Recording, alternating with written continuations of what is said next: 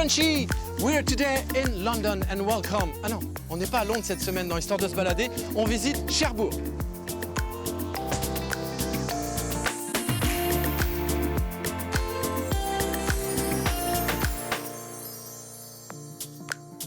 Pour commencer cette balade, je vous propose ce panorama incroyable sur la ville de Cherbourg.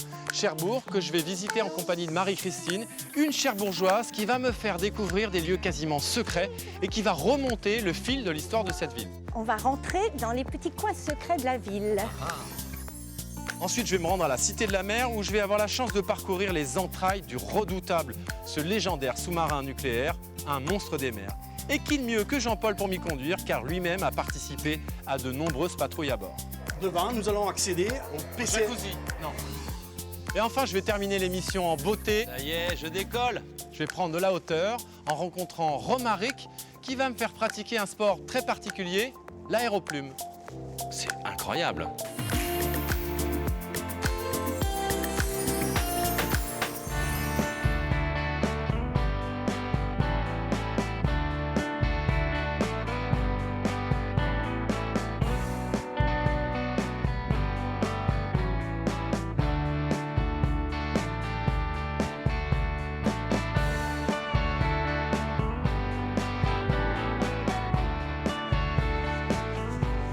Bonjour Marie-Christine. Bonjour Vincent. Enchanté. Enchanté aussi. Si ça, c'est pas une belle journée pour découvrir Cherbourg. Formidable. Cherbourg, c'est une ville qui est tout au nord du Cotentin. Est-ce que c'est une situation qui a été considérée comme stratégique à l'époque? Oui, notre position même est stratégique, juste en face de l'Angleterre, poste avancé. On ne pouvait pas être à la fois mieux et mal placé. Et d'ailleurs, l'histoire a prouvé que les Anglais ont été souvent ici chez eux. Ouais. Ils ont eu de longues périodes d'occupation. C'était tout près, c'était les portes de l'Angleterre, vraiment. Nice, very nice. Very nice. Et pendant la Seconde Guerre mondiale, on peut dire que ça a été un port important? Ah oui, Cherbourg a eu sa grande heure de gloire et je suis contente de pouvoir vous le dire parce que pendant 3 mois après le débarquement, Cherbourg a été premier port du monde ici. Donc Cherbourg a été vraiment le port à partir duquel on a pu acheminer tout le matériel de guerre. En tout cas, avec ce temps-là, je suis hyper content d'être là. En plus, regardez, avec ces vieux gréments, c'est super chouette. Hein. Ben, je vous invite à visiter la ville. Ah bah c'est parti alors.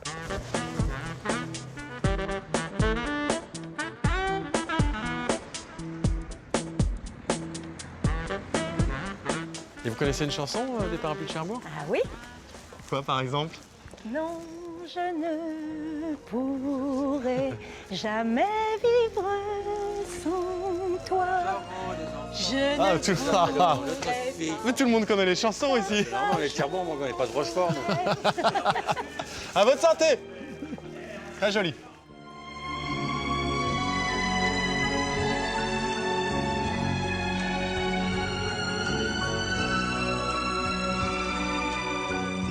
Ah, le voilà. Napoléon. Napoléon, l'incontournable.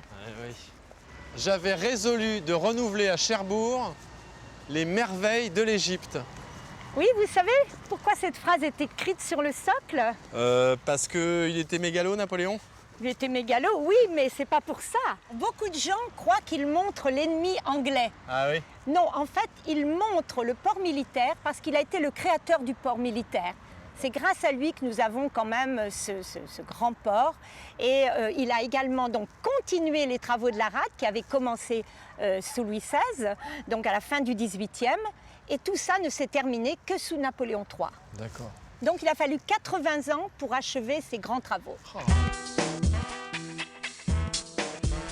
L'empreinte de Napoléon dans la ville de Cherbourg, elle est vraiment importante, non? Ah oui, oui, bien sûr. D'ailleurs, Cherbourg a failli s'appeler Napoléonbourg. Ah oui, ah c'est oui, bien oui, Cherbourg on l'a aussi échappé comme belle. nom. Hein. Salut Napoléon. On va rentrer dans les petits coins secrets de la ville. Ah. On va prendre un bouel. Un bouel. Un bouel. Et une cour insoupçonnée. Et voilà, d'un seul coup, Chouette. on est à une autre époque. C'est charmant. Là, on est dans des quartiers anciens, tout en schiste. Vous voyez, le schiste bleu, c'est la pierre du pays. Ici, il y a du schiste partout.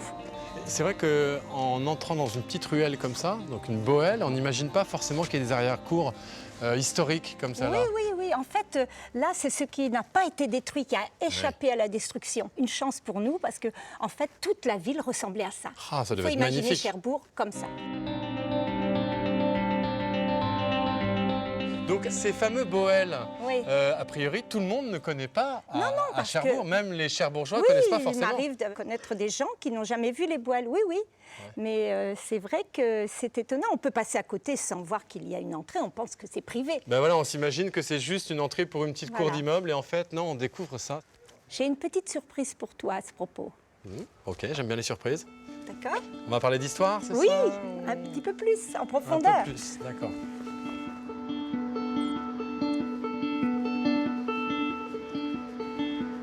Vincent, vous avez une tablette sur vous?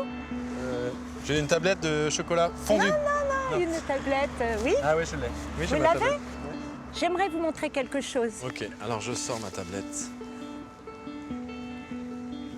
On a la chance d'avoir à Cherbourg une application Ouais. en réalité augmentée qui nous montre la forteresse de Cherbourg telle qu'elle était il y a 3 siècles et demi. Ah, c'est marrant. Mais alors retournez-vous. Ah, c'est super ça. Waouh. Oui, il y avait le château fort et puis la citadelle tout autour du château qui avait englobé toutes les maisons qui étaient venues s'agglutiner autour du château. Donc ça date de quelle époque là? C'est-à-dire si je me replace à quelle époque quand je regarde ça? Alors là, c'est la citadelle en gros du 16e que vous voyez là. Ah, c'est génial. Ça veut dire que je peux me balader dans les rues de Cherbourg, Oui. là par exemple ici aux alentours, Oui, oui. et puis découvrir la vie telle qu'elle était, ou en tout cas l'architecture telle qu'elle était Absolument. il y a plus de 250 ans. Voilà. Elle était gigantesque, non, cette citadelle? Enfin, elle Elle- paraît gigantesque vu Elle comme est- ça sur l'application. Oui, c'était une Ah ouais, voilà. grosse forteresse et surtout qualifiée d'inexpugnable, c'est-à-dire jamais prise par la force.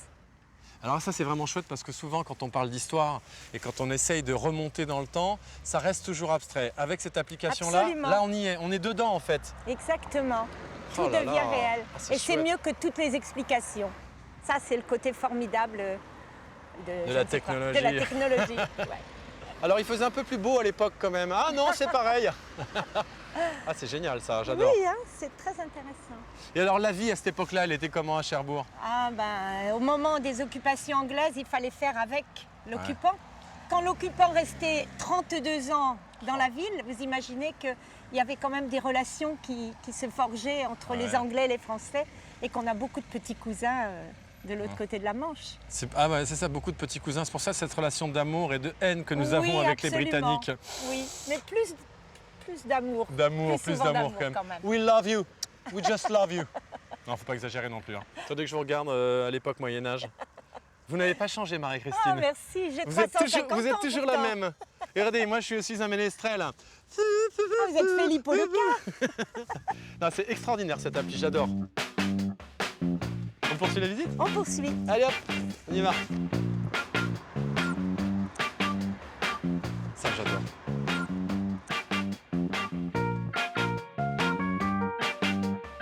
Celui-là qui est un bateau. Bateau de suédois, ça. campagne. Ça donne envie de grimper là.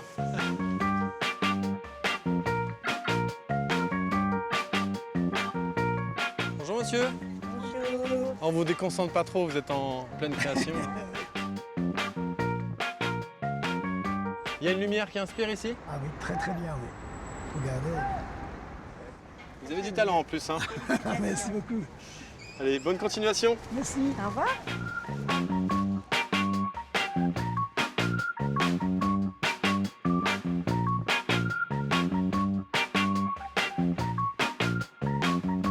Voilà, on entre dans le fort du Roule, Le fort du Roule. qui faisait partie de la défense de la rade d'ailleurs aussi. Ah d'accord.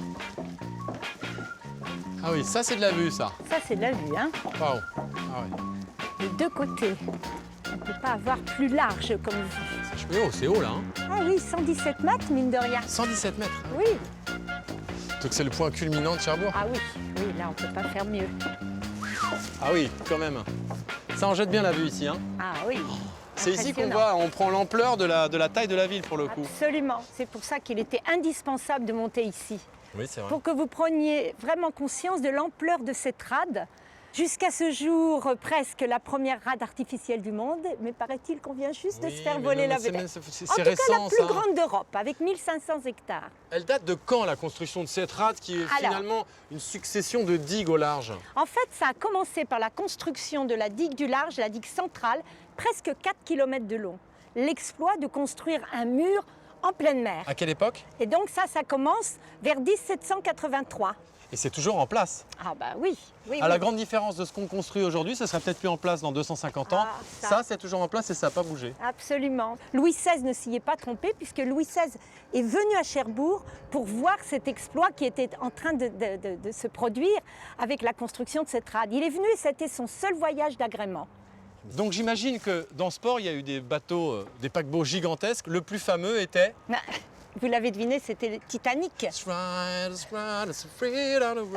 veut dire que le Titanic, avant de sombrer dans les eaux glaciales de l'Atlantique Nord, est passé par ici? Absolument. C'était son avant-dernière escale. Il en a fait une dernière en Irlande du Sud. En tout cas, moi je trouve que c'est un super endroit pour terminer cette visite de la ville. C'était incontournable, vraiment. Je vous remercie. Et moi, du coup, je file à la Cité de la Mer parce Eh que j'ai ben. encore plein de choses à visiter. Eh bien, bonne fin de visite. Je vous laisse admirer la vue. Merci. Au revoir, à Au tantôt. revoir.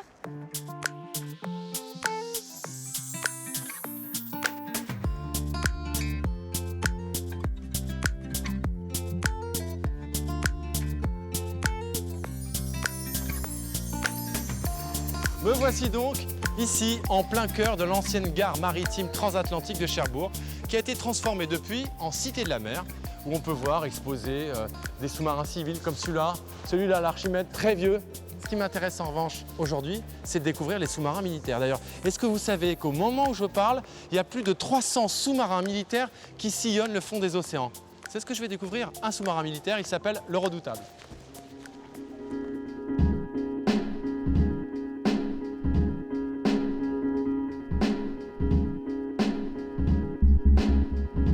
Bonjour Jean-Paul. Bonjour Vincent. Enchanté. Enchanté. Alors on vient visiter le Redoutable. Bah oui, c'est ça, je viens voir ce monstre d'acier. 128 mètres de long, Ah quand même, 128 mètres de long. 9500 tonnes. Ah oui, belle mensuration.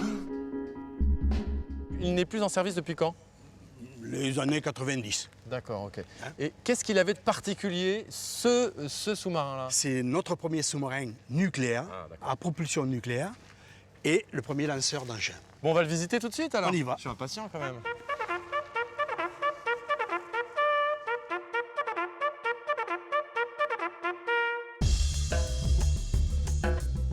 Il y a de la tuyauterie ici. Hein. Nous voici à bord, avec la ligne d'arbre, nos presse-souples de sortie. Ah, donc l'hélice, elle est juste derrière. là, Elle est en juste fait. derrière, voilà. Ah, d'accord. Faut pas être grand ici, hein. Et nous avons ici les deux turbos alternateurs qui produisaient l'électricité du bateau. Donc c'était un sous-marin turbo. Turbo. Un turbo, on peut le dire. J'imagine qu'il y a eu beaucoup d'ingénieurs et de gens qui ont participé à la construction et à la conception de ce sous-marin, non? De près ou de loin, on estime à 200 000 personnes en France qui auraient travaillé de près ou de loin à la construction de ce sous-marin. J'ai bien entendu, 200 000 personnes. Oui. Ah, c'est énorme, c'est fou. On n'imagine pas qu'il y ait autant de gens qui aient participé à la construction et à la conception même d'un navire comme ça, puisque c'était le premier du genre. C'était le premier du genre, c'est ça. Et là, nous arrivons au poste de conduite de la propulsion avec le pupitre machine sur lequel j'ai passé quelques mois dessus. D'accord. Hein, les premières armes. J'ai été formé pour participer aux essais de ce sous-marin, au premier équipage de ce sous-marin. Premier équipage du Premier sous-marin. équipage du sous-marin. En 1967, j'ai commencé. Et on a fait les essais à la mer en 1969. La première fois, on a un peu la pétage, non? Non. Non. Non, on est sous-marinier déjà dans l'âme. Hein. J'étais déjà sous-marinier. Hein. C'était donc un prolongement dans ma carrière. Et c'était de la découverte. Tout était à découvrir. Sûr. On va voir la suite alors.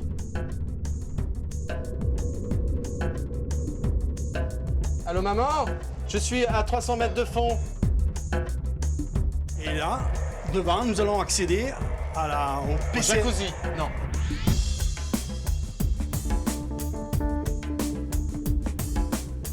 Ah. Et le poste-torpille. L'avant du sous-marin. Ah oui. Belle bête. Jolies petites tables en formica. Et là, nous allons arriver dans le poste de conduite navigation opération. Pourquoi dans les sous-marins, on voit des lumières rouges comme dans les films? Les lumières rouges représentent la nuit. Ah, c'est pour symboliser la nuit en fait. Donc Pour la journée, les symboliser la lumières sont nuit. pas rouges. Et le commandant également a les pupilles beaucoup plus dilatées pour éventuellement regarder dans le périscope de visée. C'est ça le périscope. Ah oui, d'accord. Le fameux périscope, Voilà. hein, qui sort comme ça. Chut. Où est l'ennemi? Et là, c'est le poste de pilotage? Le poste de pilotage. Waouh. Il y a le frein à main déjà. Alors ça se pilote comment un monstre d'acier comme ça? Ça va être compliqué, non? Tout simplement. Donc là on monte, Voilà. là je descends, Et ça, droite, tribord, gauche, à bâbord. frein à main, dérapage. Non. Non. Commande de vitesse, une autre commande des barres de plonge. Quand on est sous-marinier et que donc le pilote fait bouger le sous-marin, est-ce qu'on le ressent à l'intérieur? On bascule de droite à gauche, Oui. on est secoué Oui. à l'intérieur ou pas? Ah oui.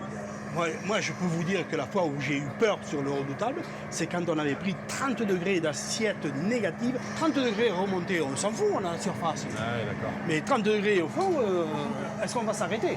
Parce que le sentiment et la vue que j'avais, j'étais à la tranche missile, cette vue, à, je sais pas, à 30 mètres ou 40 mètres plus bas, C'est effrayant ça. effrayant. Bon, on remonte, voilà, on remonte, on est bien.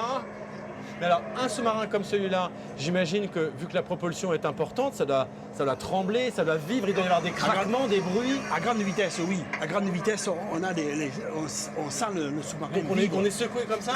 Oh non, quand même pas, non, c'est pas. C'est une vibration c'est pas- assez rapide alors. C'est pas les montagnes russes. Hein. On entend Mais des craquements, des bruits particuliers? pas énormément, non. Non. Pas énormément. Premièrement, on fait toujours des rondes d'étanchéité. On s'assure en permanence que le sous-marin est étanche, C'est important. qu'il n'y a pas d'entrée d'eau qui risque de nous alourdir. Et à partir de là, on a un sentiment de sécurité. Et après, bon, le bateau, il va vite, on vibre, c'est bien.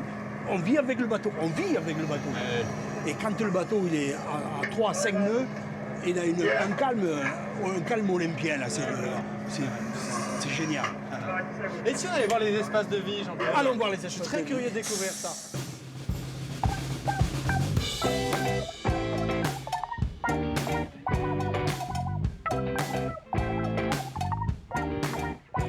Peut-être que là-dedans, on pouvait mettre de l'alcool dedans? Oui, avec modération toujours. Oui, avec modération. Avec modération. Mais il y avait un peu d'alcool dans le bateau, je suis sûr. Pour le plaisir de l'équipage, D'accord. mais avec modération. On ne venait au carré que lorsqu'on était invité par le commandant. Quand on avait la chance d'être invité alors. Oui. Ah, enfin de la place. Et voilà le poste d'équipage, avec les marins et les officiers mariniers. Donc c'est ici qu'on se retrouvait matin, midi et soir pour manger. Oui. C'était le réfectoire. Et la nuit pour boire le café avant de prendre le car. J'imagine qu'il devait y avoir une sacrée ambiance ici aussi parfois le soir. Est-ce qu'on faisait la fête ici? C'est ici qu'on faisait la fête, c'est ici qu'on regardait la télé, c'est ici qu'on regardait le cinéma, c'est ici qu'on jouait aux cartes. On pouvait faire des campagnes de combien de temps en mer? En sous-marin, je veux dire vraiment, sous l'eau. C'est 70 jours. Alors quand on reste 70 jours, 135 hommes dans un petit sous-marin quand même, relativement comme celui-là, comment on peut vraiment décompresser? Est-ce qu'il n'y a pas des choses, il n'y a pas des moments où vous vous dites « ouais, c'était dur quand même ». Oui, mais on a ces copains pour s'appuyer. On peut s'appuyer sur des copains qui ont un esprit beaucoup plus dur. Hein. On peut se replier sur soi-même aussi, se mettre sur sa banette, fermer son rideau, s'endormir et rester quoi. Ou alors on vient ici et on vient participer à des jeux, à des chants, à des fêtes. Quand il y a des anniversaires ou qu'il y a il y a toujours des gâteaux à mettre avec le boulanger prépare un gâteau et on participe, on partage. C'est un lieu de partage. Bon, maintenant que je sais presque tout sur le sous-marin, j'ai un rêve en tête. Ce qu'on voit dans les films, alors évidemment, c'est l'imagination du cinéma. C'est, j'imagine, le sous-marin qui émerge comme ça, avec la tourelle, je ne sais pas comment ça s'appelle. Le kiosque. Le kiosque. Et tout en haut du kiosque, il y a cette fameuse porte qu'on ouvre et on peut regarder la mer comme ça au loin. Est-ce qu'on peut le faire ici? Bien sûr qu'on peut le faire ici. Ok.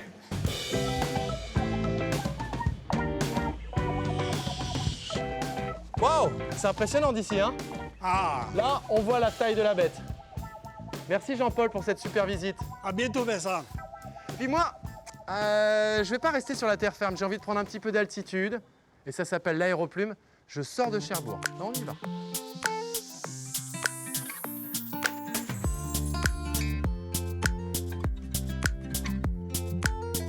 Et Cosville, ça vous dit peut-être rien. Et pourtant, c'est ici que se trouve ce hangar unique en Europe qui fête cette année ses 100 ans. Il faut imaginer qu'il a été construit en 1916 pour, à la base, abriter des dirigeables militaires.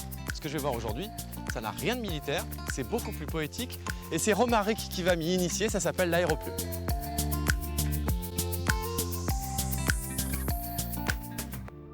Ah, Romaric. Salut Romaric. Vincent, bonjour. Qu'est-ce que tu dis? Je t'entends mal. Ah, il y a de l'écho. Ça va? Oui, et toi? Super, je suis très Bienvenue. content de découvrir ce lieu là qui est incroyable. Ah ouais, c'est un beau volume, hein. Et Magnifique hangar. Puis peut-être si tu voles, tu vas pouvoir découvrir ça depuis là-haut. J'espère bien, on va voir la bête. Eh ben allons-y. L'aéroplume, c'est un joli nom ça. C'est poétique et c'est à l'image du vol que tu vas réaliser. D'accord. Bon, alors on s'installe dedans. Je me glisse comme ça? Non, tu vas plutôt monter sur la table, tranquillement. D'accord. Tu vas glisser les bras dans le harnais. Comme ça. Alors non, tu vas monter sur la table avec tes pieds. Ça reste une activité physique, ça reste sportif. Avec mes pieds. Voilà. Moi je voulais faire une sieste. Non. Je vais faire de l'aéroplume. Je t'inviterai à la sieste peut-être en haut dans le ballon. Voilà, le plus loin possible. Tu vas trouver avec tes pieds la barre de pied. Super, le deuxième. Tu pousses sur les pieds, impeccable. Avoue, parce qu'il ne faudrait pas que je reste comme ça pendant 10 heures. C'est sûr qu'au bout d'un moment, je vais avoir la veine. Là, Alors, une fois en vol, tu vas voir, ça va aller mieux. Non, c'est plutôt confortable, ça va. Maintenant, je vais procéder à l'équilibre du ballon. Tu restes détendu, tu profites. Je vais rajouter du lest et on va arriver au point d'apesanteur. C'est-à-dire que tu pèseras 0 g. À quoi ça sert? À quoi ça sert de faire un régime quand on peut faire de l'aéroplume? 0 g en 2 secondes. C'est ça l'avantage de la Normandie. On peut maigrir en 4 secondes. Comment est née l'idée de concevoir un aéroplume? Alors, le concept de l'aéroplume, mon père a eu cette idée-là il y a un peu plus de 20 ans maintenant. Son rêve, c'était de voler. Le plus vieux rêve de l'homme, le rêve d'Icare. Ah oui. Voler en battant des ailes. Et il s'est penché sur les solutions qui existaient, le dirigeable. Il a fait un petit dirigeable. Il a rajouté des prothèses, les ailes. C'est une machine de l'imaginaire, oui, de Léonard de Vinci ou de Jules Verne aussi. Ouais. On est dans cet esprit-là. Après, il a rajouté son coup de crayon, mais c'est vrai que ça fait partie de ses rêveurs. C'est un concept qui est né dans l'imaginaire et qui a pu se concrétiser. Et aujourd'hui, tu vas pouvoir vivre ce rêve en espérant que c'était ton rêve aussi et que tu vas nous revenir en entier. C'est mon rêve, dans le rêve d'Icare. Qui ne l'a pas? Je te libère.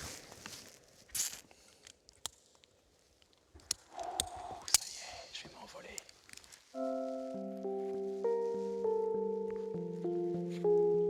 Voilà. Ça y est, je décolle. C'est incroyable. Tu as vu avec quelle délicatesse tu déplaces ce ballon? C'est incroyable. Tous les mouvements que tu fais ont une résonance sur le ballon. Donc mieux vaut être avare en mouvement que précipité. Ça y est, je suis un homme volant. Ah, c'est incroyable.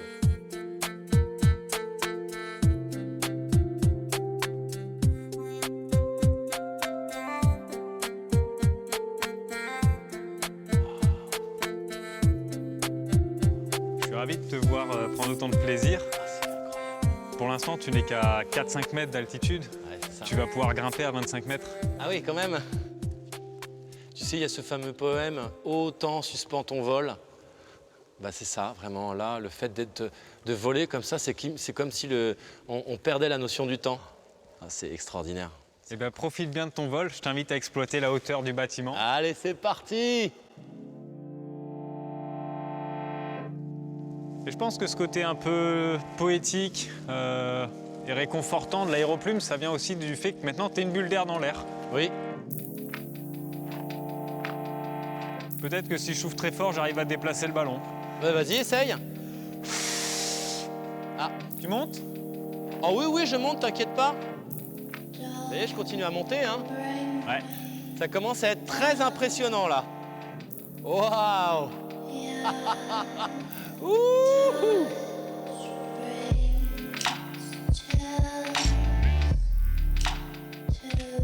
Vous savez quoi? Je suis tellement bien que je vais rester avec Romaric et je vais continuer mon vol. Et je vous propose de venir tester ça, l'aéroplume ici à Écosville. Sachez en tout cas que vous pouvez retrouver toutes les informations sur l'émission, d'une part sur la page Facebook Histoire de se balader, ou alors sur le site france3.fr. Allez, à tantôt avec un battement d'aile. C'est reparti! Le rêve d'Icare. Ouh. Cabine téléphonique britannique. Sorry, I have a cold. I come back. Hello froggies, welcome to England, wonderful land. Jean-Paul, et l'amour dans tout ça? Quand on revient à quai, c'est merveilleux. Là, on revit. On peut commencer à partir de quel âge? C'est à la portée de tout le monde. Dernièrement, on a fait voler une petite fille de 4 ans. Elle volait aussi bien que toi. Si ce n'est mieux. Bon, ça fallait pas le dire.